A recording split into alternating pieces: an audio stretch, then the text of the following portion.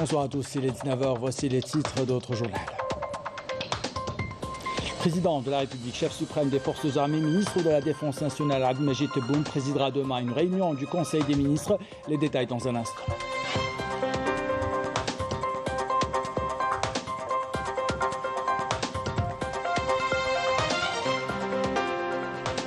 « 140 nouveaux cas de coronavirus enregistrés ces dernières 24 heures, un bilan à la baisse. Nous irons à Regen où la campagne de vaccination se poursuit.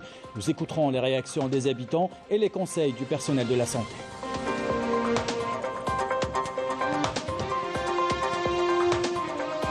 On vous parle dans ce journal de conchyliculture qui fait désormais la réputation du port de Hunayn à Tlemcen. Les autorités locales souhaitent voir plus de cages flottantes. Les exploitants ambitionnent de recruter plus de monde.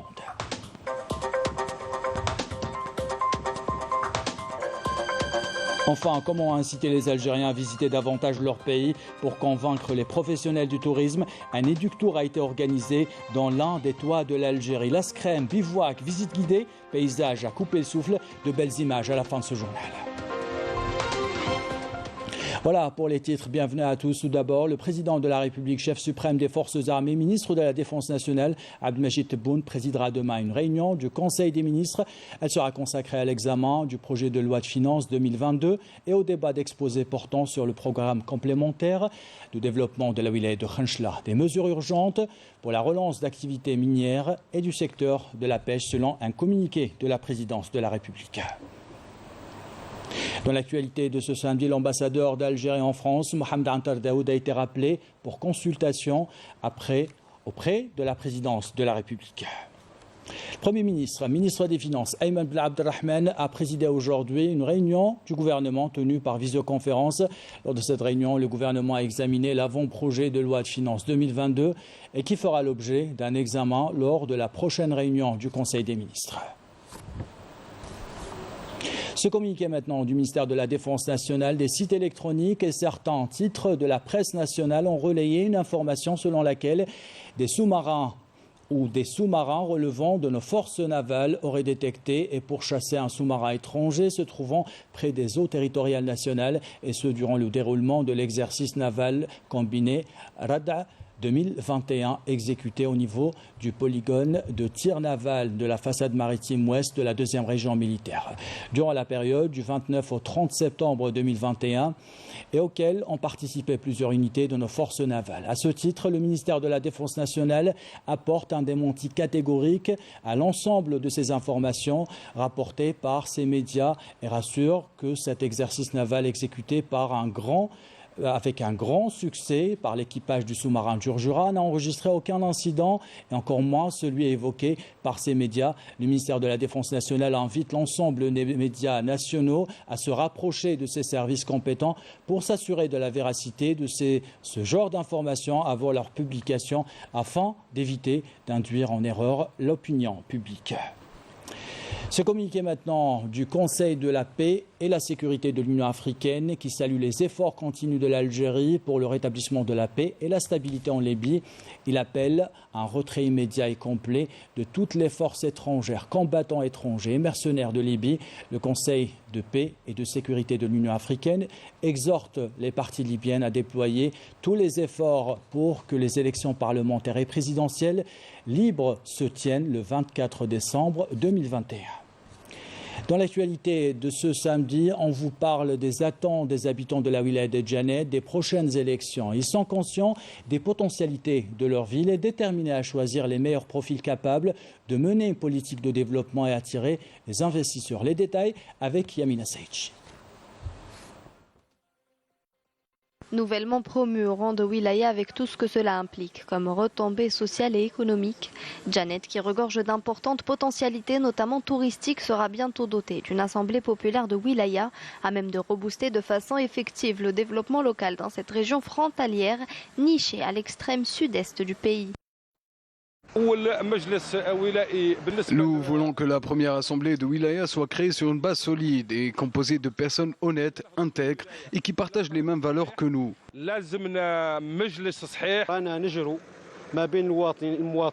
Nous espérons récolter un maximum de signatures pour relever le défi et contribuer au développement de notre pays. Nous avons rencontré un grand nombre de candidats de différents partis. Notre rôle est de participer en masse aux prochaines élections pour élire nos représentants. Nous espérons qu'avec ces élections, nous aurons le changement escompté.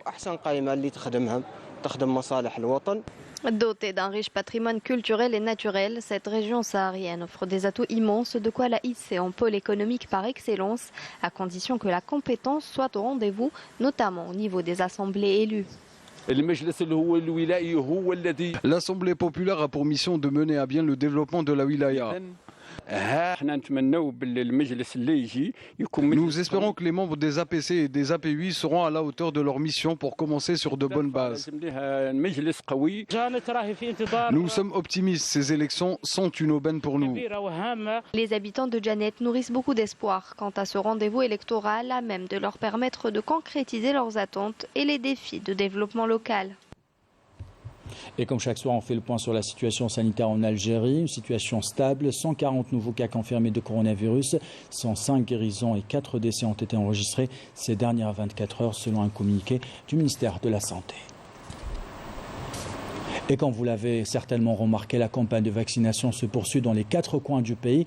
Aucune région n'est oubliée. On s'intéresse ce soir au centre de vaccination de Reken. Sur place, les habitants sont conscients que la vaccination demeure le meilleur moyen de protection contre cette pandémie. Le personnel de santé fait encore cette piqûre de rappel. Malgré la vaccination, le respect des mesures barrières demeure obligatoire. Les détails avec Camille Mellel. Ils sont nombreux à se présenter à Qsr Taourirt pour se faire vacciner.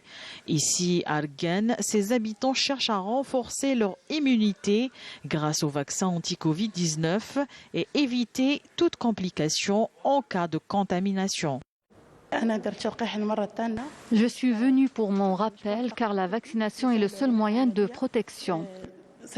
J'espère que tout le monde va prendre conscience de l'importance de la vaccination. Grâce à l'installation de ce centre, les citoyens n'auront pas à se déplacer pour recevoir le vaccin anti-Covid-19. Médecins, infirmiers et bénévoles, tous sont mobilisés pour le bon déroulement de cette opération. Nous nous sommes déplacés dans plusieurs qsours de la wilaya et une forte affluence des citoyens a été constatée. Les gens commencent vraiment à prendre conscience de l'importance du vaccin. Dieu merci, l'État a déployé tous les moyens nécessaires pour la réussite de cette campagne de vaccination. L'objectif est d'aller vers la vaccination d'un nombre de 22 000 personnes. L'opération de vaccination se déroule dans de bonnes conditions. Malgré la poursuite des campagnes de vaccination, le respect des mesures barrières demeure obligatoire pour freiner la propagation de cette pandémie.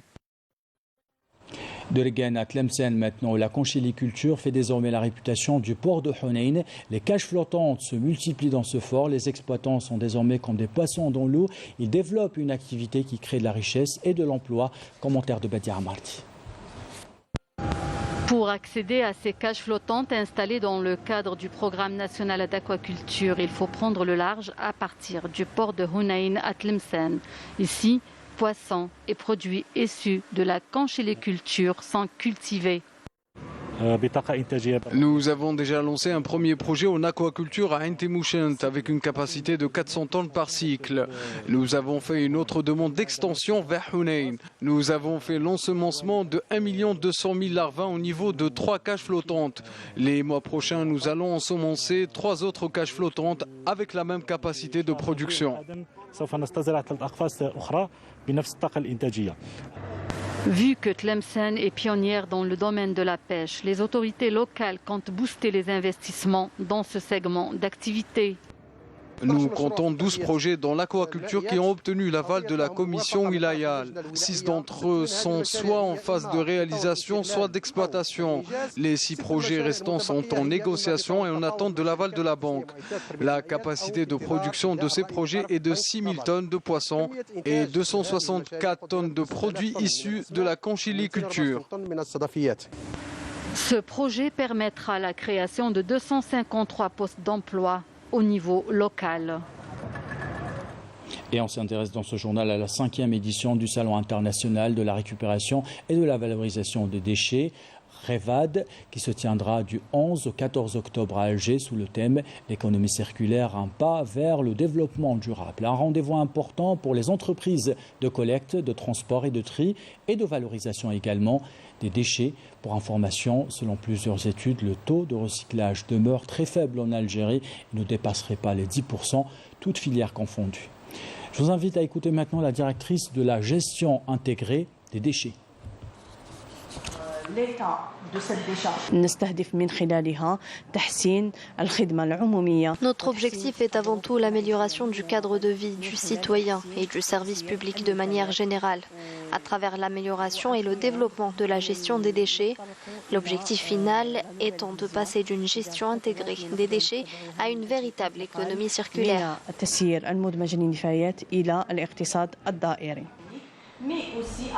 Dans l'actualité internationale, le nouveau représentant spécial pour le Sahara occidental et le chef de la MINURSO, le russe Alexander Evanko, tiendra ce mois son premier briefing sur le devenir de la mission onusienne dont le mandat expire le 31 octobre. Selon la ministre des Affaires étrangères du Kenya, dont le pays assure la présidence du Conseil de sécurité, durant le mois d'octobre, des discussions sur le devenir de la MINURSO seront au programme des débats du Conseil de sécurité ce mois-ci.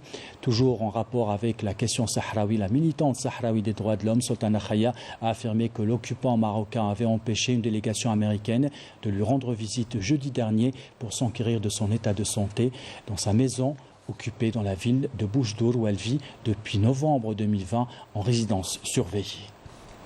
Dans le volet consacré au tourisme, nous vous emmenons à Sétif profiter du tourisme tarbal. Hammam Soukhna est parmi les destinations des curistes. La qualité de son eau et la qualité de ses services ont convaincu plusieurs touristes venus de plusieurs régions d'Algérie. Reportage de Saïd Bellounis, commentaire signé Camille Melel. En matière de tourisme thermal, Sétif est sans conteste l'une des destinations de prédilection grâce à ses nombreuses stations thermales dans Hammam Soukhna. Connu pour la qualité de ses eaux et ses sources chaudes dont les vertus thérapeutiques sont avérées. Cette station attire de nombreux curistes. Hammam Soukhna est une ville touristique par excellence. Ils viennent de partout pour passer un séjour dans cette station réputée pour son eau thermale aux vertus curatives. J'ai fait le tour de certains hammams et je ne vous cache pas que celui-ci est de loin le meilleur. Je me sens bien ici. La région, connue pour ses nombreuses sources thermales, est devenue un terrain fertile pour de nombreux investisseurs. Plusieurs projets ont vu le jour pour répondre à la demande du nombre de curistes de plus en plus important. Nous avons enregistré plusieurs investissements prometteurs dans plusieurs pôles touristiques de la wilaya, à l'exemple de Oulad Tebban, d'El Hamma, mais aussi dans les Hammam Soukhna et celui de Gargour. Ces projets devront contribuer à l'essor de la filière thermalisme qui capte plus de 500 000 personnes pour les stations thermales du pays et plus de 3 millions qui se rendent aux établissements traditionnels chaque année. Et cette question ce soir, comment inciter les Algériens à visiter davantage leur pays? Un éductour a été organisé au profit d'une vingtaine d'agences de tourisme. Pour les épater, les organisateurs les ont conduits sur l'un des plus beaux toits d'Algérie. L'Ascrem, à plus de 2700 mètres d'altitude, ces professionnels du tourisme ont pu apprécier les beaux ou le plus beau lever de soleil au monde. Ils ont campé face au Tahat et pu apprécier la douceur d'Afilel. Objectif, leur donner envie de vendre la destination de la Hagar avant les destinations étrangères. C'est un reportage signé Badia Amardi. Plus de 90 agences de voyage de tout le territoire national sont venues à Tamanrasset dans le cadre d'un éductour organisé par l'opérateur public du tourisme local pour promouvoir la destination de Tamanrasset. Des conventions de partenariat seront également signées à l'occasion pour pouvoir capter le flux de touristes algériens qui jusque-là partaient à l'étranger. Des paysages à couper le souffle, une nature rude mais très hospitalière, des montagnes majestueuses à perte de vue. Tamanrasset, à l'extrême sud de l'Algérie, a ouvert ses portes à des agences de voyage pour y séjourner et inclure cette destination dans leur circuit touristique.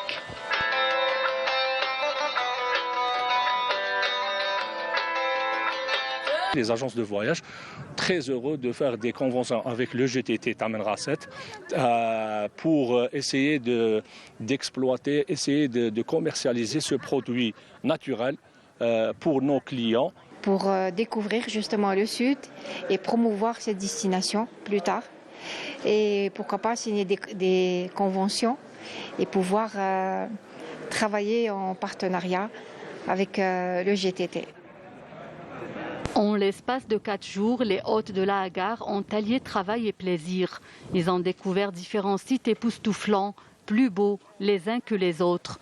Tamkrest et ses rochers imposants, Tingat où le bivouac est installé, Afilel et ses eaux cristallines, et Laskrem avec son beau coucher de soleil ont gratifié les invités de Taman Rasset de leur beauté saisissante.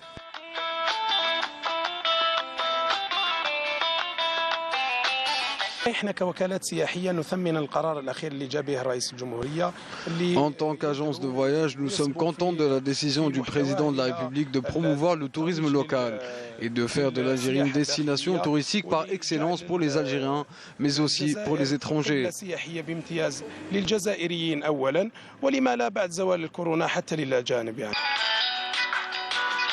Le GT Taman Rasset, organisateur de ce voyage, a réussi à signer une quarantaine de conventions avec ses agences de voyage et les centrales de réservation.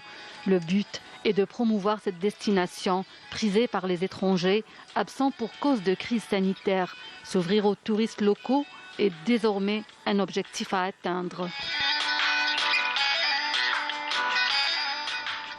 Et de Taman Rasset à Sidi Bel Abbès où les habitants sont ravis de retrouver le poumon de leur ville, le jardin des martyrs.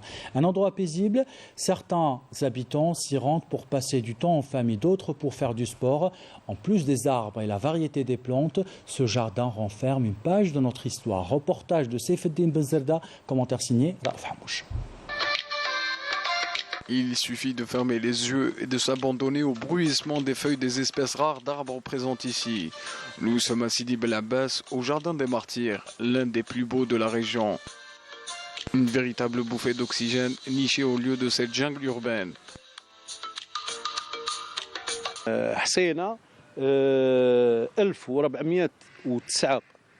Nous recensons exactement 1409 arbres géants, 1208 arbustes et 111 plantes de tout type.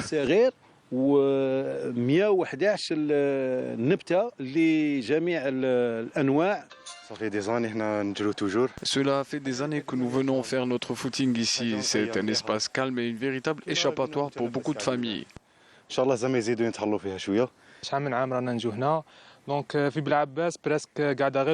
jardin de Sidi Bel Abbès reste le seul endroit propre et paisible de la ville. Néanmoins, nous souhaitons qu'il soit mieux entretenu.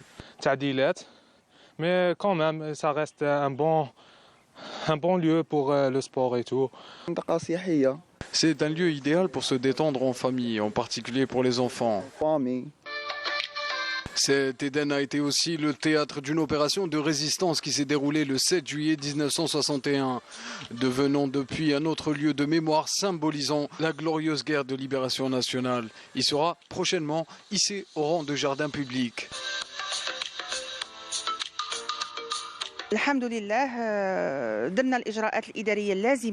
Dieu merci, nous avons fait les démarches administratives nécessaires pour le hisser comme jardin public et par la suite la commission de la Wilaya étudie le dossier pour le classer comme espace vert. Nous assurons la sécurité des visiteurs du jardin. Nous avons aussi des équipes de nettoyage qui se relaient jour et nuit pour l'entretien de cet espace de loisirs. La préservation de ce lieu et lui donner la place qui lui sied, tel est donc le cheval de bataille des protecteurs de ce joyau écologique.